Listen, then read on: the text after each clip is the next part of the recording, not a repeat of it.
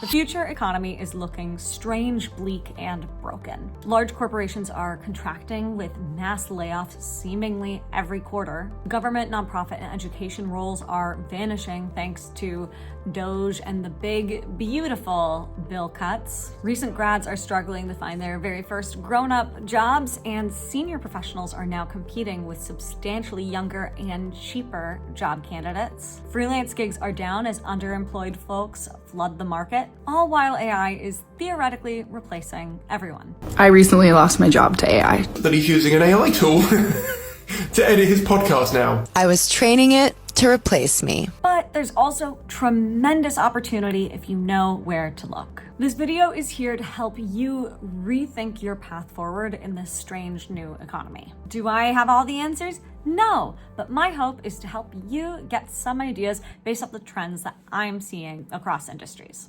Because the questions that I want to know are, what are the industries of the future? What are opportunities you maybe haven't considered yet? And what skills are going to be absolutely necessary in this brand new AI economy?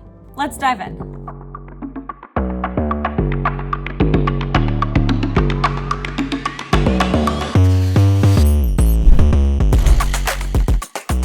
While many corporations are cutting employees, some are growing fast and need as many people as possible right now.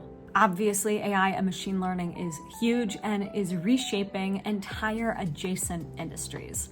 This includes things like cybersecurity, which now needs to heavily scale up to combat AI-related threats. Chips, data centers, and energy are booming to power those AI tools. Think NVIDIA, massive cooling infrastructure, and the race for clean or not so clean energy. Cloud computing, of course, is still massive. Remember, Amazon is most famous as an e-commerce platform, but they make the big bucks in cloud computing through AWS. Military, aerospace, health tech, biotech, and construction are all expanding, and these industries need many new employees, not just engineers. These jobs are still certainly pretty competitive since there are so many people who are looking for work like this, but if you are able to learn the latest AI tools and strategies and network with the right people, you may be able to break in. Another place to look for more corporate white-collar roles is in emerging technologies, aka new fields that are growing rapidly, but maybe at smaller organizations. Some emerging frontier industries with a lot of potential include AI, machine learning, cybersecurity, cloud computing, and even places like aerospace, health tech, and biotech. Quantum computers are super exciting because the way they process information is dramatically faster than the computers that we use today. Instead of processing one thing at a time, they process thousands at once simultaneously. This allows them to process all different kinds of information at dramatically faster speeds and could advance many fields like the sciences more in seconds than they have in years. Another area is synthetic biology. Synthetic biology lets scientists program cells like computers, designing new organisms, even biological computers that are made out of brain matter. And synthetic biology also bleeds into the longevity and anti-aging space. A ton of Silicon Valley investors, including creeps like Peter Thiel, are looking into health tech to stop the aging process and potentially make us immortal. It's a bit creepy sometimes, but a lot of the research has been used to help reduce cancer rates, which is pretty cool. We're also seeing rapid growth in the AI and legal compliance space and in the AI influencer space. Another thing to keep in mind for working at larger, more corporate organizations is to look for older organizations that are highly resistant to change. After helping to build 2 different grocery delivery apps, I like to say that the older the industry is, the more likely it is that it's going to be really slow to adopt change. Think really complicated industries that are not necessarily particularly technical. Think agriculture, which is typically in remote locations where broadband can be really spotty and digitization can be super slow. Or the care economy. Think healthcare, elder care, childcare, where we typically want humans taking care of other humans. Or there's a substantial amount of regulations and rules that would make AI automation a little bit trickier. And even construction, which is a massively growing industry, one of the largest growing industries, is still really slow to adjust to change. These are the types of industries that may be slower to adjust to this AI economy and therefore may be around for a little bit longer. Is it a good long-term strategy?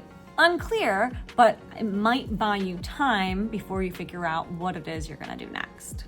We'll be right back, but now a quick word from our sponsor. This show has been brought to you by Cirrus North. Does your organization need a better partner for cloud, DevOps, security, and compliance? Cirrus North is a team of software professionals with a passion for cloud solutions, DevOps, automation, Kubernetes, and streamlining complex business problems. They are 100% US-based in Minnesota and Chicago, have deep experience supporting mission-critical technology operations in highly regulated environments, and have delivered success for startups and for companies on the Fortune 5. Interested? Reach out to the team at cirrusnorth.io. That's cirrusnorth.io. Thanks, Cirrus North. Now, let's talk entrepreneurship. But before we dive into this section, I do want to talk about how we may need to adjust the conversation culturally on what our expectations are for careers and for entrepreneurship in general. The reality is we are in an environment where there are far fewer stable jobs and industries. With companies continuing to contract and layoffs becoming far more common and far less stigmatized on the corporate side, we are now seeing substantially longer periods of unemployment and job searches for a lot of people, especially in white-collar work. Now, should everyone start a business? No, I really don't think so. But should everybody understand business basics, learn how to market themselves, and learn how to become adaptable? Yes, I think in this economy, we all really have to. That said, there are a lot of different types of entrepreneurship and a lot of different directions that you can go in. Let's start with tech and what I'm going to describe loosely as digital entrepreneurship. First things first, really depends on the industry, but there are still a lot of opportunities for freelance consulting, especially for mid-career pros with a deep well of industry knowledge and a strong, growing network. If you have a niche, especially in AI or other new novel technologies, definitely lean in. Don't know how to get started building your own consulting business? Use ChatGPT as your job coach to help you figure out how to start a business, what are the things that you need, what strategies you should be implementing, and maybe even use it to find a human job coach who can help you make sure that you are successful. The one thing I'm still finding is people underestimating how much tools like ChatGPT or Claude or Gemini can help them when it comes to filling the gaps of different industries and work that they have never done before, whether it's starting a business, doing some marketing, or figuring out how on earth to make an Excel sheet. Another area you may want to consider is selling digital or physical products online. Try packaging your expertise into things like courses, guides, toolbooks, events, or workshops. Typically, the more niche you can be, the more value you're going to bring. Okay, this one may be a bit controversial, but we have to talk about the creator economy. Yes, it's incredibly crowded, but there are still opportunities to succeed, especially when you niche down and provide value. Are you an absolute nerd for Kubernetes and want to tell everyone about it? Amazing. Do you just happen to know everything about the royal family and want to talk about them nonstop? So cool. Find whatever comes easy to you and lean in. And strangely enough, the creator economy is becoming a big deal in tech and the B2B space. Companies like HubSpot are now hiring or sponsoring content creators on YouTube and LinkedIn like crazy, and it's becoming one of their biggest, most important marketing and sales funnels. So maybe don't do it if you just want to do more lifestyle or comedy content, but maybe do it if you have something really specific and unique to share. Okay, we gotta talk vibe coding and startups. Let's say it's been your dream to build a large, scalable tech startup. It's true, you now officially don't need to code in order to vibe code your very first app. Try using tools like Cursor, Lovable, or OnLook to code things without an engineering degree. Your goal should be to vibe code up to 5 minimum viable products, all right? So 5 itty bitty little apps that you've spun out to see if anybody likes them and wants to pay for them. Then once you've gained some traction, you can either bootstrap your way up or go and search for funding to potentially hire an engineer who can fix all of your security features.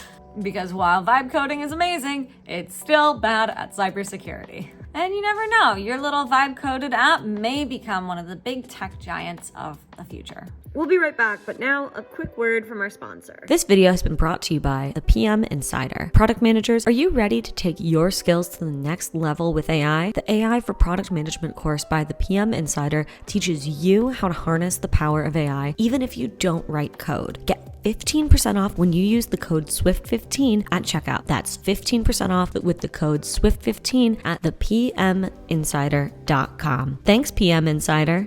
Okay, next, let's dig into some more old school entrepreneurship. One thing you will hear from a lot of AI executives or pros in that space or venture capital investors is when advising young people what types of careers they should aspire to if they want to keep their job, they keep saying plumbers. They keep saying plumbers in like all the interviews. So what would you be saying to people about their career prospects in a world of superintelligence? Trained to be a plumber. Really? Yeah. Okay, I'm gonna become a plumber. And while I understand why they're saying that, I don't necessarily think that that's the best advice for everyone. A better way to communicate that same idea is to more embrace unglamorous trades, right? So electricians, plumbing, things like that, right? But one of the biggest opportunities that I don't think enough people are talking about is buying these types of boring businesses. Right now, a wave of baby boomer business owners are retiring, and most of them don't have a plan for what's going to happen to that business. Up to 70% of profitable small businesses could close in the next 5 to 10 years because they can't find someone to buy their business. That's potentially over 1 million stable, cash positive businesses that are going to shut down unless they get new owners ASAP. It's actually surprisingly easy to get a business loan. All you need to do is form your own business, whether it's an LLC or whatnot, and then you can get a loan from a small bank to buy one of these businesses and potentially pay it off in just 1 to 2 years because they are cash positive businesses that are doing well. And then if you're really savvy, you can use the profits from that first business to buy a second business and then buy a third business. And oh my gosh, look, you're a franchise owner. That's amazing. And if you're someone who's good at working with people and can help make these businesses, slightly more digital, have slightly better digital marketing, things like that, or be able to use these different types of AI tools, it's possible that you can start to grow the business even more substantially. There are literally websites where you can find thousands of local businesses in your area that are for sale. So do with that what you will. Another thing you can do is build small businesses in older fields that are ripe for disruption. Now, you can do this in a lot of industries, but let's use the film industry as an example.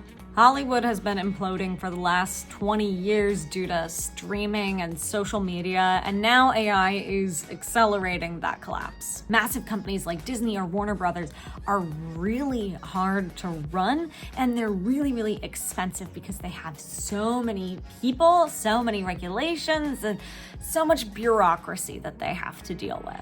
And this makes it extremely difficult for them to adopt to this new type of fast-changing environment. And I know that in the film industry in particular, there is a lot of animosity towards AI and how it is affecting the film industry, but I think a lot of artists are severely underestimating how much easier it now is to build businesses thanks to AI. You can use AI tools like ChatGPT to learn about what it takes to build a business, figure out how to raise funds, figure out how to hire all of your incredibly talented, gifted friends with incredible stories to tell, and figure out how to get that content out there in the world and make money while doing it. And in fact, many artists are doing this right now.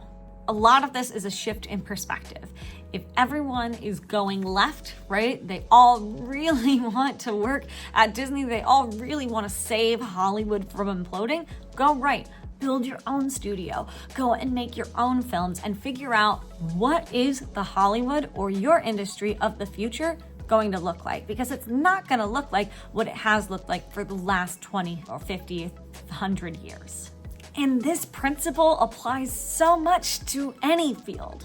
If you're an expert in this space and you know your industry inside and out, and you're done with this ridiculous corporate drama, and you can see everybody slowing down while you want to speed up, maybe it's time to build your own thing or join your friend who is building something new. I know this may not be possible for everyone, but I think it is far more possible for a lot of people than they realize, and you might be surprised where it takes you. Right now, we are in a massive moment of the world with radical, rapid change. But with change comes opportunity. The old world wanted us to behave like computers, regurgitate information from memory, do everything perfectly, and follow instructions without questioning authority. But that's not what we need in the future. We need new ideas, the ability to think critically, better people skills, and to be able to give and receive criticism well. Going to school, graduating from college, getting a job at one company for the rest of your life is maybe not even physically a possibility for the vast majority of people who are out there. We don't live in that world anymore, and frankly, we haven't lived in that world now for a long time. But I hope that this helps illustrate that there are a lot of different types of opportunities out there. We just maybe need to break down a few cultural norms and think of things in a different way than we maybe have before. It's not going to be easy, but we are all in this together. This is just my opinion of what job trends that I'm personally seeing. So let me know your thoughts down below. Do you think I'm spot on? Do you think I completely missed something? Is the future economy irrelevant? Are we all going to be on UBI? Let me know. And if you liked this video, please like and subscribe, and maybe even let me know in the comments down below. I really appreciate it. My name's Carolyn Holden. I'm a creative technologist who talks about AI, tech, and I guess sometimes culture and jobs and careers. So if you like the show, subscribe and maybe check out our sponsors too. So thanks so much, everyone. Bye.